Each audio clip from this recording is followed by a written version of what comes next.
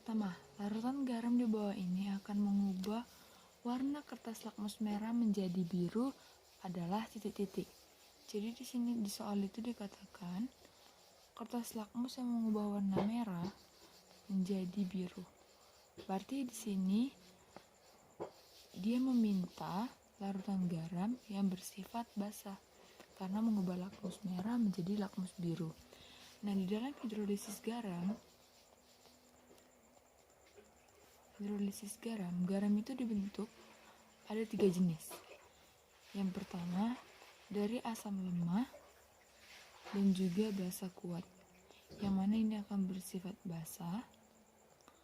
Kemudian yang kedua dari basa lemah dan asam kuat, ini akan bersifat asam. Dan yang ketiga dari asam lemah dan basa lemah. Nah, kalau untuk yang ketiga ini hanya tergantung dari nilai Ka dan Kb masing-masing.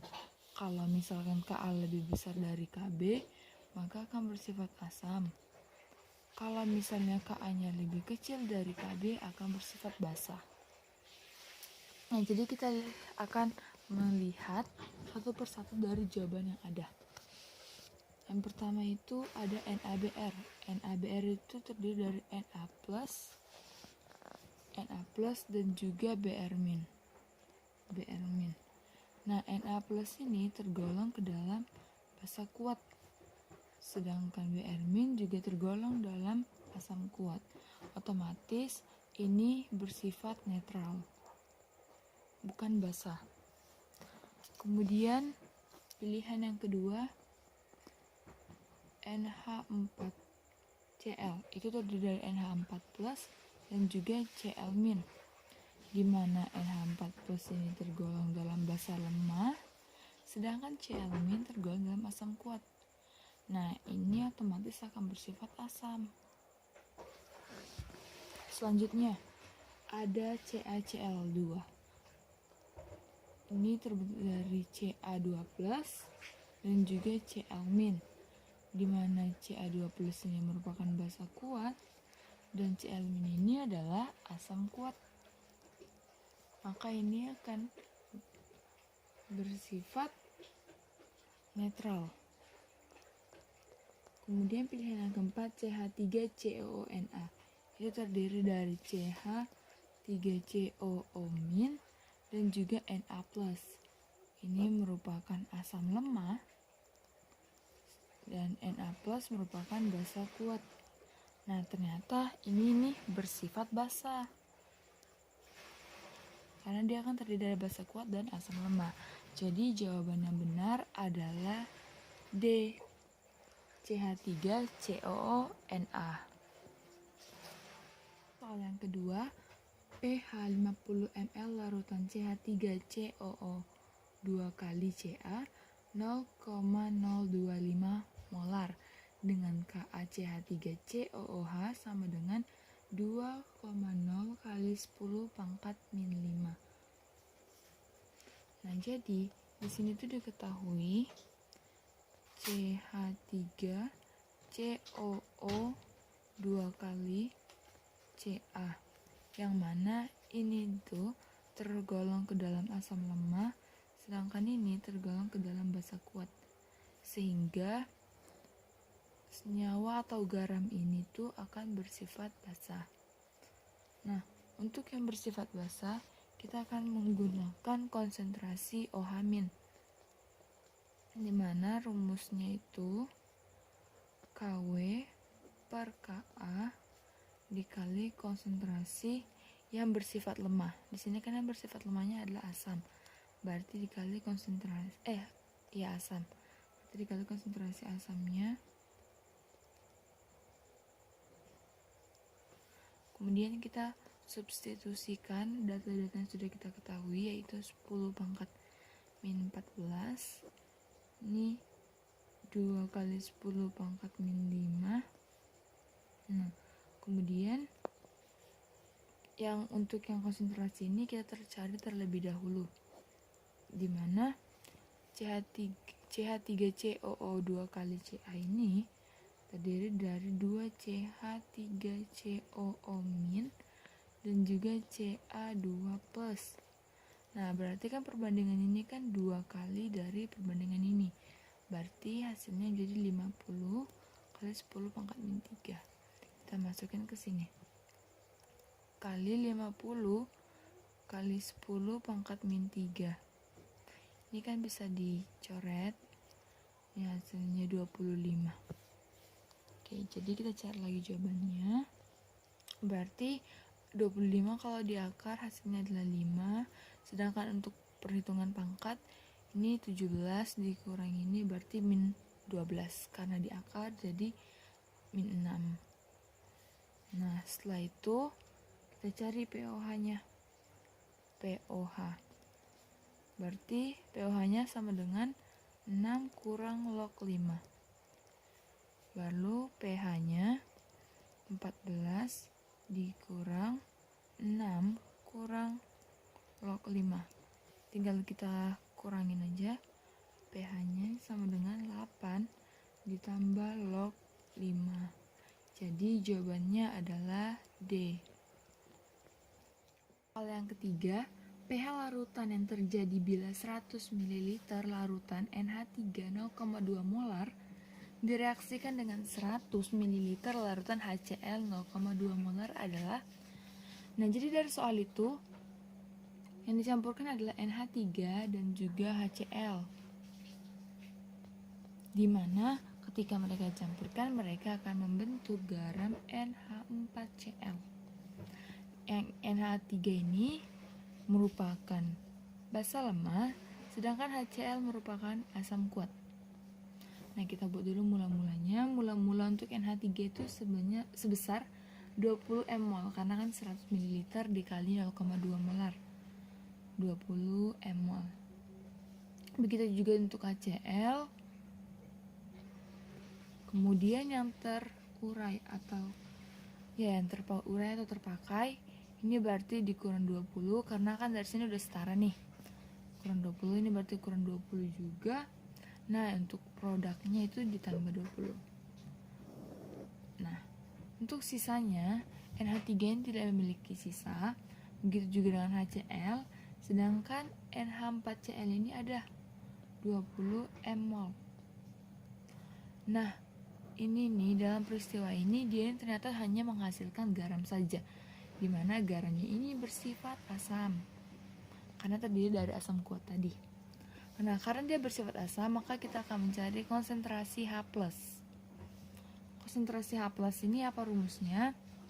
Rumusnya adalah akar dari KW per KB dikali konsentrasi yang lemah. Konsentrasi yang lemah di sini kan si NH3 nih. Nah, kalau di dalam reaksi ini NH3 kan itu merupakan NH4+ tambah Cl-.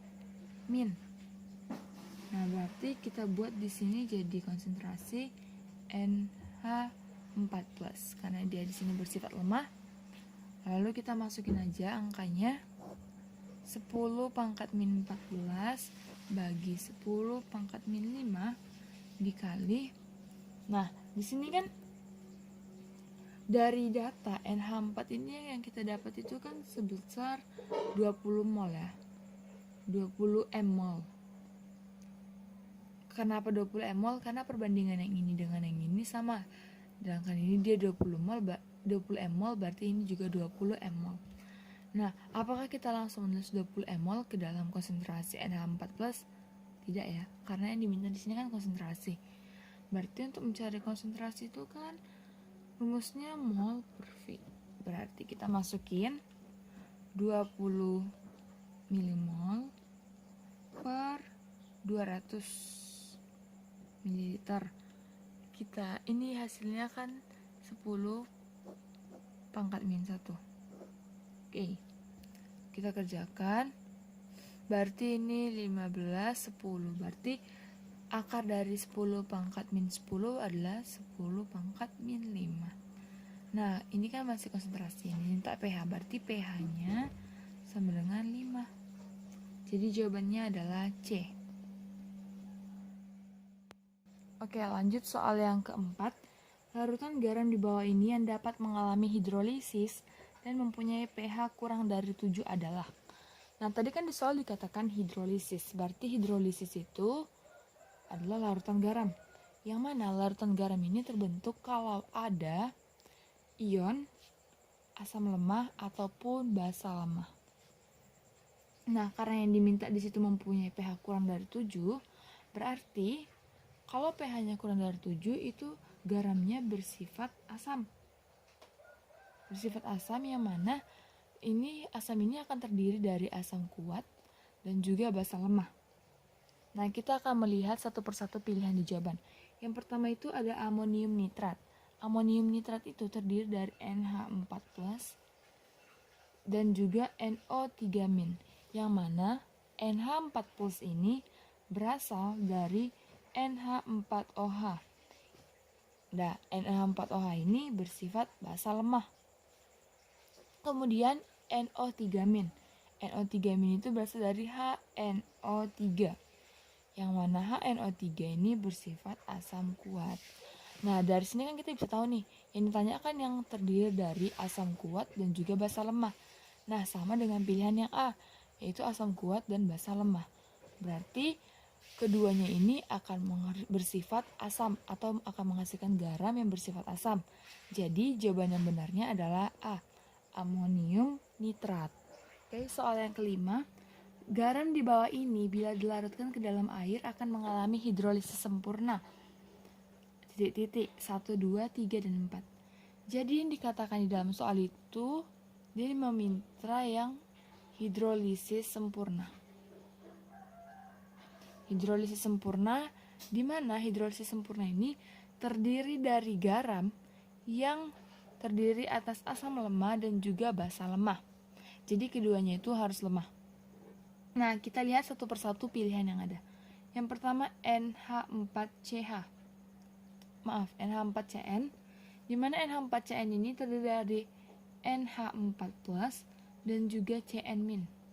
Yang mana NH4+ ini berasal dari NH4OH yang merupakan basa lemah, sedangkan CN- ini berasal dari HCN yang merupakan asam lemah. Karena kedua-duanya lemah, maka ini merupakan hidrolisis sempurna. Kemudian yang kedua ada NH4NO3.